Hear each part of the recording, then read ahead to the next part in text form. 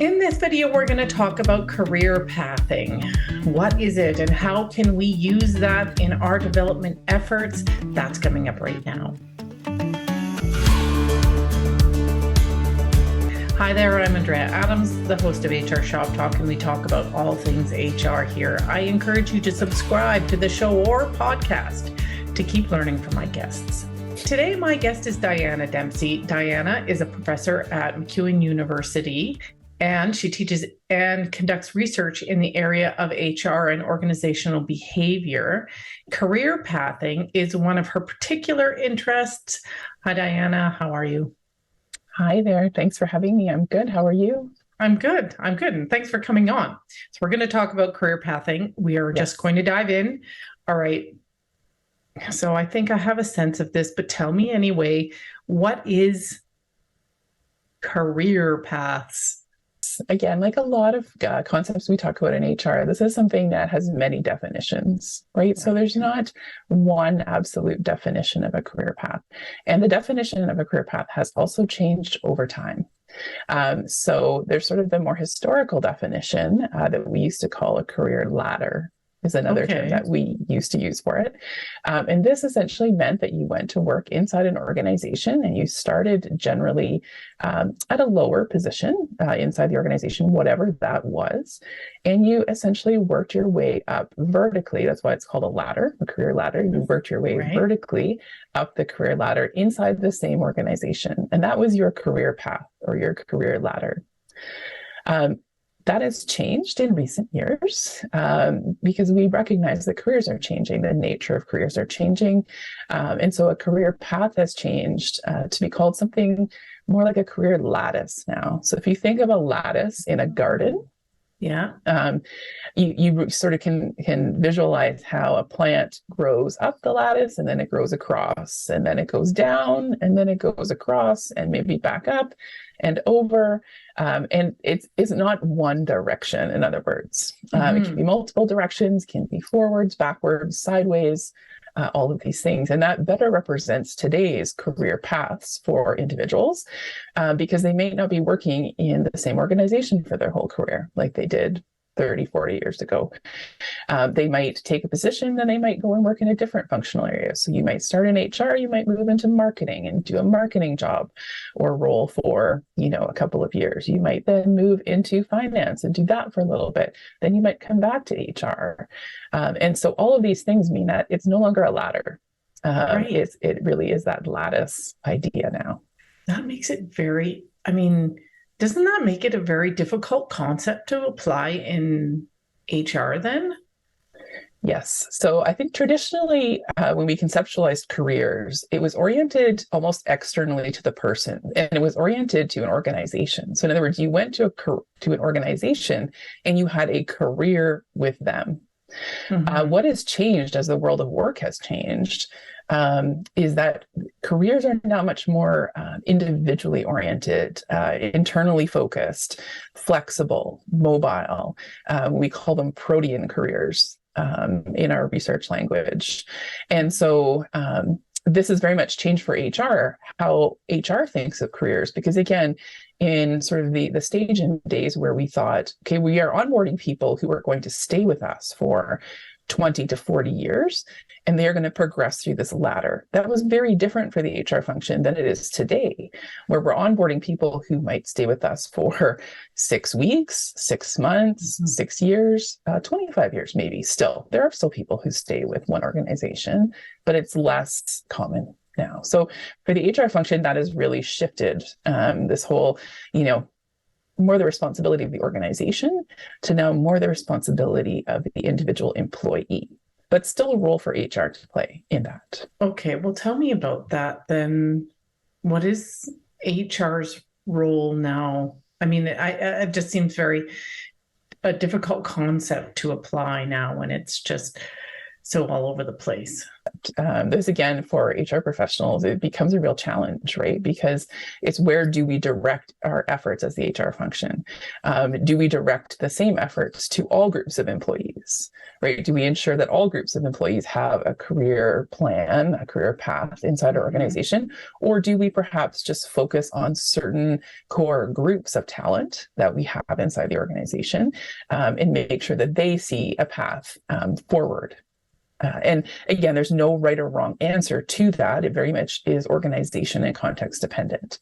So many larger firms, for example, have the resources to ensure that there's a visible career path for, again, certain groups of talent. So maybe high potentials in their organization. They can say, hey, you've been identified as a high potential. Part of that is that we map a career path for you.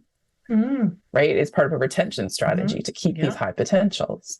Whereas other areas you might maybe, if it's a skill that's more in supply in your local labor market, maybe you as the HR organization say, you know what, we don't have the time, the effort, the resources to focus there, because if this person leaves, which could be a result of many things, not just not having a career path, but if they leave, we're able to replace them more easily.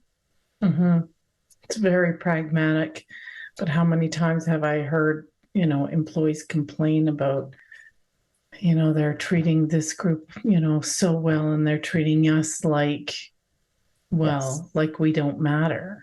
I've heard that complaint a lot. Yeah, and I think this is where it's at the discretion of the HR professional, of the HR function, and it might come more from your leadership. It might be more of a decision from the executive team, of which hopefully HR is part. But it also may be just more your discretion as the HR professional to look at your portfolio of clients and say, okay, so here's my group. So, I don't know, say I have an engineering group and I have an administrative group and I have a supervisory group. And then you evaluate the resources available that you have. So whether that's time, money, energy, all of the above, to put into assisting managers and supervisors in those groups with these very issues, right?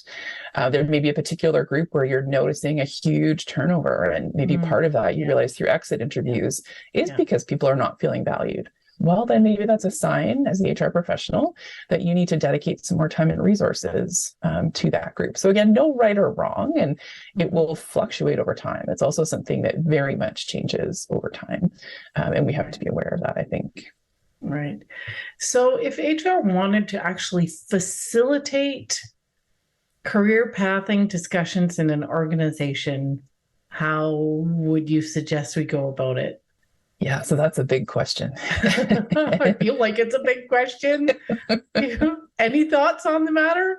Well, I think this is definitely one of the areas where you have to have executive buy-in. So whatever that looks like for your organization, right? Whoever is going to champion this really needs to be on board, and they need to champion this visibly inside the organization. So they need to be vocal about it. They need to come out and say, and so maybe you start with them, as ironic as that sounds, of, who is my executive sponsor? What's their career path? And I know, again, that might sound kind of strange because you're like, well, they're at the top maybe of the organization. So what does that look like for them? But I think people seeing examples, like living, breathing examples inside the organization of people who have a career path is a great place to start.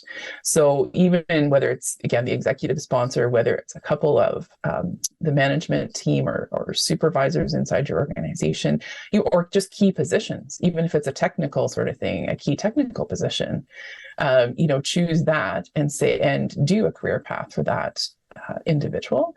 And then again, make that visible inside the organization. From an HR lens and a people strategy lens, what's the value to an organization of engaging in some formal career pathing? I think it comes back to engagement for a lot of people. So I think it's about increasing engagement, right? It's about saying, again, in this time where a lot of employment matters really the focus of them has turned back to being on the employee. And sometimes that's a heavy burden for the individual to carry. right? And so all of a sudden it's like, wow, so I'm responsible for all of the things around my career, right? I have to be the person who makes all these decisions, who goes back to school and gets the advanced credential, who demonstrates that I have, this experience and that experience, to prove that I'm eligible to apply for the next position that I would like to take. And so sometimes I think shifting a little bit of that focus back to the organization to say, yes, we understand that, careers have changed and you're not likely to be with us for 20 straight years. And you're not likely to have a straightforward career path through our organization. But that doesn't mean we don't care about your career. Right? That there are still things that we as the organization can provide to you in terms of resources that will help you advance, even if you don't end up staying with us. And sometimes that's a hard conversation for the executive team because, they're looking at us in HR and saying, well, why am I spending the money, for example, on training and development for this individual when they're likely to leave this organization, within a year? Right. And again, I am usually totally upfront with executive teams and say, yes, that's the reality now, right? You don't know, you don't have 100% certainty that this person will stay with your organization. It doesn't matter. They're still worth the investment, right? And I think that's part of our message from HR is that people are always worth the investment. Okay, this is a bit of a random question. Is there any research into the retention effects of career, formal career pathing? I don't know off the top of my head of the names of any particular studies. Okay. But again, I do know there is research around sort of career path leading to more engaged in workforce. So I don't know if anyone has studied turnover per se with respect, because again, now turnover is almost assumed in some ways. Yes. Right. It's almost like, people aren't necessarily staying all the time. Right. But while they're there, are they actually more engaged? Generally speaking, yes. If you found this thought-provoking, subscribe to see all the episodes and comment. Do you have career pathing in your organization? And if so, what does that look like? Help us learn from your experience by sharing in the comment section. You've alluded to this already, I think, a little bit, but the next question is, so if someone wanted to implement career pathing, like how do you go about doing that? Yeah, again, there's not one absolute way of doing it. It will be very organization and context dependent. So what will work for a large multinational organization will look very different than what will work in a small to medium-sized enterprise. But generally speaking, again, I think you want, whether you have some sort of talent review, whether you have some sort of delineation between groups of talent in your organization. So again, maybe you put a particular focus on one group to start out. And however you make that choice is up to you. Many organizations who have sort of forced ranking performance evaluation systems, again, they start off by focusing on their high potentials, still recognizing that they need to figure out how to roll this out for the rest of their organization. But often they start with that high potential group. And usually some of the performance evaluation systems have this built in, is what is the person's competency today versus what do they need to get to the next level, the next place, the next role that they want to be in. And then it's almost like a backwards planning exercise. Like where do we want to be in the future and how do we sort of plan backwards and fill any gaps that might exist? Right. So again, there's no one sort of absolute process for doing this. Right. Many organizations do this as part of talent management, performance evaluation, those types of processes that are already built. Because the other thing with career pathing is you don't need to build a whole separate process necessarily, depending where your organization is at. This can be built in to other HR processes that currently exist. Okay, so what does it take to sustain career pathing, or do you even need to sustain it? Can you sort of take it up and let it go by the wayside for a year or two or three and then take it up again? the thing that comes up for organizations, right, is the discussions start to happen about, okay, like performance evaluation, is this something that, should happen annually? Should it happen more regularly, less frequently? And again, I sound a bit like a broken record, but there's no one right time frame. I guess what I would say is that there are some organizations where this becomes quite an organic process, where this really does get embedded into talent conversations, performance conversations. And so it just becomes a more regular part of sort of the everyday processes inside an organization. As HR professionals, right, we're always counseling our managers, our supervisors, those who are responsible for other people in their careers, to have more frequent dialogue, right? For sure. That to not have this be a once a year conversation. Right. And the same thing applies to career pathing, right? Is that you just, where it's appropriate, where it comes up, so if one day somebody's working on a project, you've assigned them a project and they're working on a project and they say, I really love this. Like, I'm finding that this work it just speaks to me. This is something that I want to continue doing. Great opportunity for the manager or supervisor to intervene and say, wonderful, let's think about that then. How much of this is part of or could be part of your role now?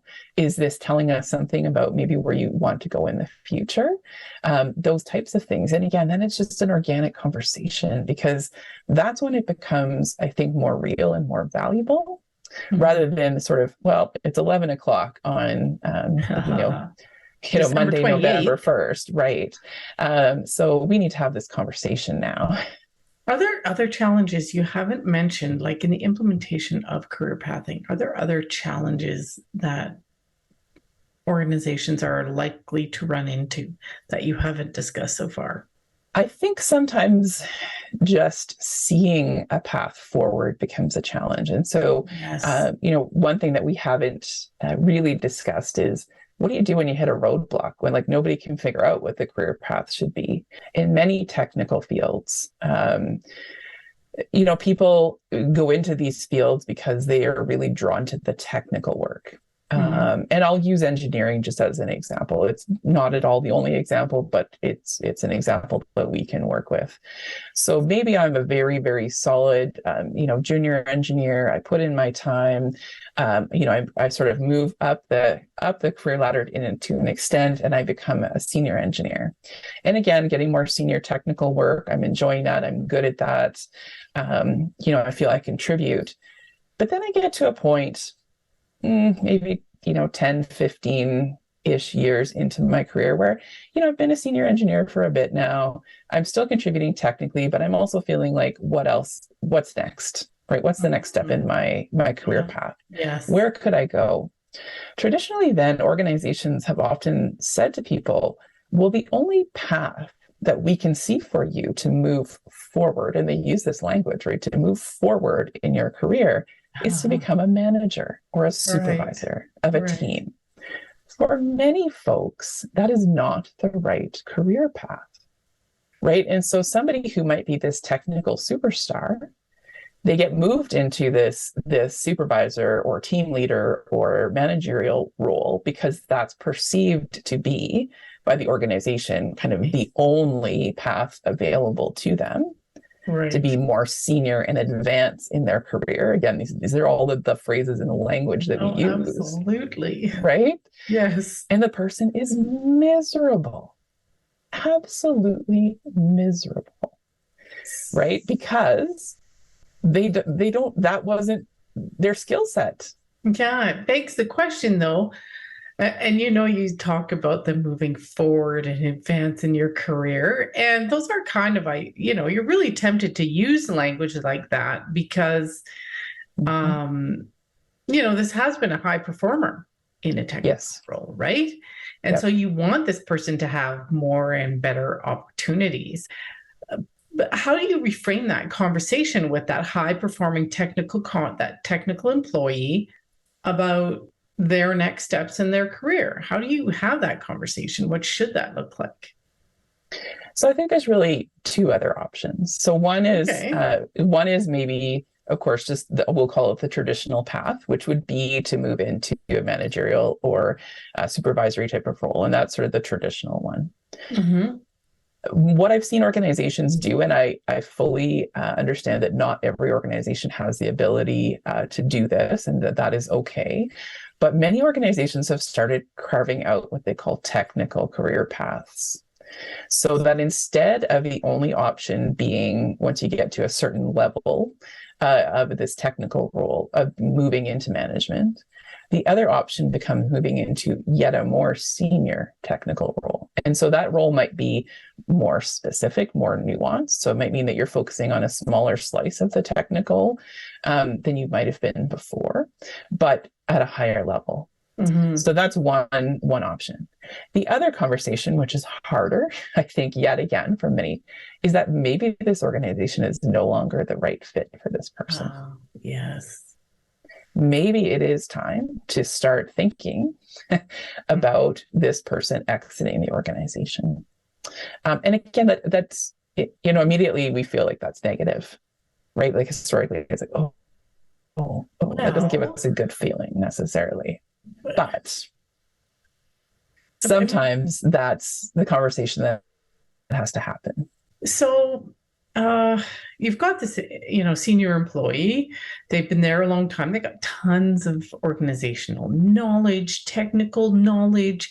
They know the details of your product. And now you're going to have a conversation with them about leaving the organization. That seems not smart somehow. Seems very counterintuitive, doesn't it? Yes. But I think that's when you also have to think about the other HR systems you have in place as well.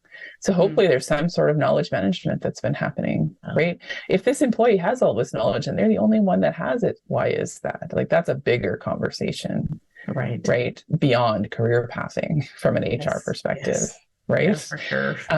What are your succession plans? Well, again, if this one person leaving is going to sink the boat, again, that's a bigger conversation than one about career paths. Right. And so again, I'm not saying it's not a difficult conversation for organizations to be having.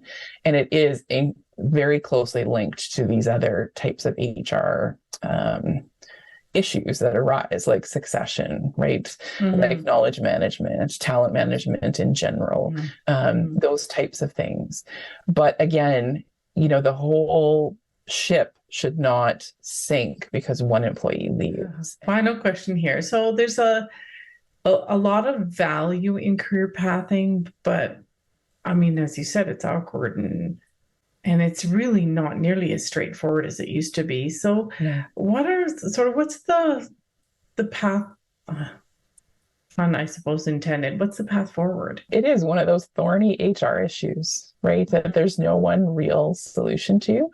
I think the path forward, though, for organizations to strive a little bit more to strike a balance between the individual side of careers and the organizational side of careers. I think we've gotten a little bit out of balance. Okay. Again, and perhaps too focused on just the individual side, whereas we used to be overly focused on the organization side. And there has to be a happy medium. And I don't know that we've ever gotten there.